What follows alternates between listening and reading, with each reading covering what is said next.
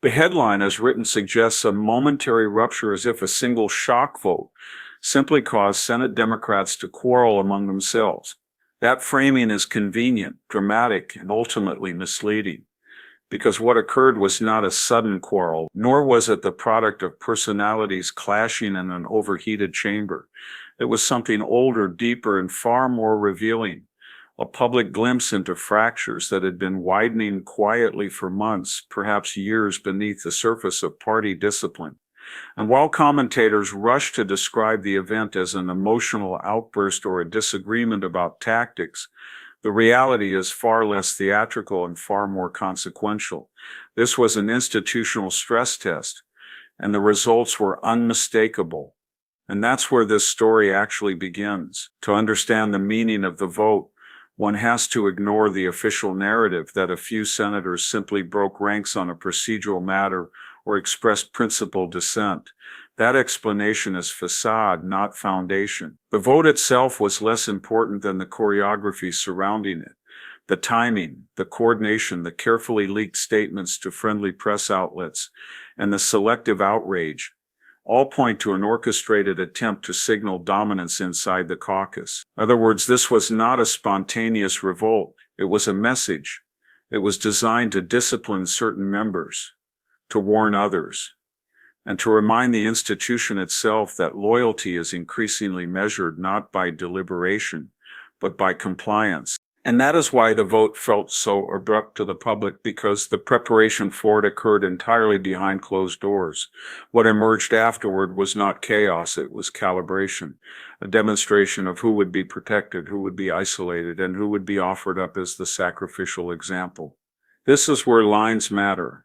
Parties have survived disagreements for over 2 centuries, disputes about war, budgets, judges, and policy.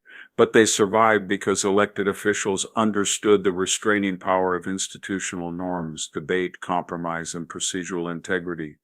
What happened here was different. The vote crossed into a domain where politics begins to erode the institution that contains it. The Senate, once described as the cooling chamber of American democracy, is not designed to operate as an ideological enforcement mechanism. It is designed to check power, not concentrate it. At some point, institutions must respond, because when a caucus punishes internal dissent, not through argument but through procedural ambush, when it treats power as entitlement rather than stewardship, the institution itself becomes secondary, a mere instrument rather than a guardian. This is not theoretical. It is precisely how norms fray, how precedent dissolves, and how the chain of command becomes subservient to factional imperatives. What came next surprised even seasoned observers. The backlash did not fall on the junior members who voted out of step, nor on the expected ideological outsiders. Instead, it landed squarely on a senior figure, someone whose status, tenure, and committee influence once rendered them untouchable. It is always revealing when institutions turn on one of their own elders, because seniority, which once served as a stabilizing force, now works against them. Their long record becomes ammunition. Their previous statements are resurrected. Their consistency becomes recast as obstruction. And as media outrage swelled, something shifted. The consequences moved from rhetorical to formal. Committee assignments were questioned. Leadership roles were quietly reevaluated.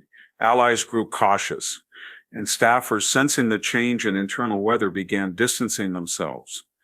The institution had chosen its example, and it had chosen someone it once depended upon. Soon came the public statements. Leadership released a carefully curated message, sterile, procedural, and insistently calm. It emphasized unity, shared priorities, and respect for diverse viewpoints. And yet the omission spoke louder than the text. Names were not mentioned. No defense was offered. No clarification of motive. Just a polite but unmistakable signal that the party's internal hierarchy had quietly shifted. Meanwhile, committee spokespeople repeated language that on its surface sounded administrative, but institutional observers recognized its significance. Terms like evaluation, review, reassessment, and alignment with caucus objectives. This is not the language of policy debate. It is the language of realignment. And it contrasted sharply with the emotional framing in the media. Commentators lamenting betrayal or celebrating boldness, entirely missing the sober institutional reality beneath it all. What had occurred was not passion. It was power recalculating itself in real time. As the internal machinery repositioned itself, the public reactions began. The senator at the center of the blowback issued several statements, each increasingly defensive, increasingly curated, and increasingly revealing. Their tone oscillated between indignation and reassurance, a sign of someone attempting to placate multiple factions simultaneously. Interviews referenced decades of service, bipartisan credentials, advisory roles, prior legislative victories, the familiar resume padding that often signals insecurity rather than strength. There was no strategic communication here, only the unmistakable cadence of someone who realizes that yesterday's allies are today's evaluators. Panic rarely announces itself loudly. It appears an excessive explanation. And then came the predictable media pivot.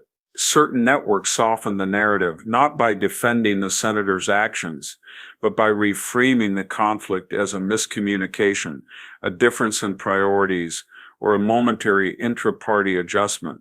Emotion replaced accountability. Sympathy replaced scrutiny. The senator was cast alternately as misunderstood or unfairly targeted, depending on the outlet. What vanished entirely was any acknowledgement of the institutional breakdown that preceded the vote, because to acknowledge that would require admitting a deeper truth, that power now depends more on ideological obedience than legislative function. And for many media allies, that is an uncomfortable truth.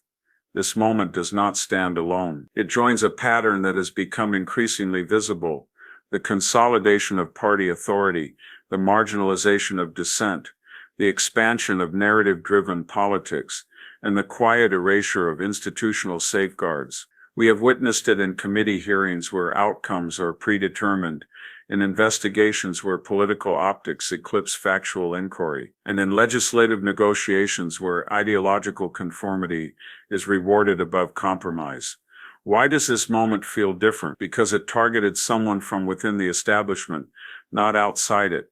Because it exposed factional tensions long hidden beneath disciplined messaging, and because it revealed a party apparatus increasingly willing to police its own ranks with the same intensity once reserved for political opponents. When institutions turn inward, it is usually a sign that outward authority is weakening. So the question now is not simply what happens to the senator at the center of the dispute.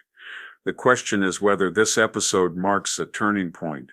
A moment when party leadership begins prioritizing internal control above legislative governance, and more broadly, what happens when institutional loyalty becomes indistinguishable from ideological obedience. The consequences of that shift are far more lasting than any single vote. In the end, the irony is unmistakable. A vote intended to demonstrate unity instead exposed fragmentation. An attempt to discipline dissent instead revealed the vulnerability of those enforcing it, and a carefully managed internal strategy erupted into a public spectacle of mistrust. The action backfired not because it was poorly executed, but because it illuminated precisely what it sought to obscure, a party wrestling not with a vote, but with itself. And as with all moments of institutional strain, the true significance lies not in what was said, but in what was quietly conceded. The fault line is now visible, and it is not clear how far it runs beneath the surface.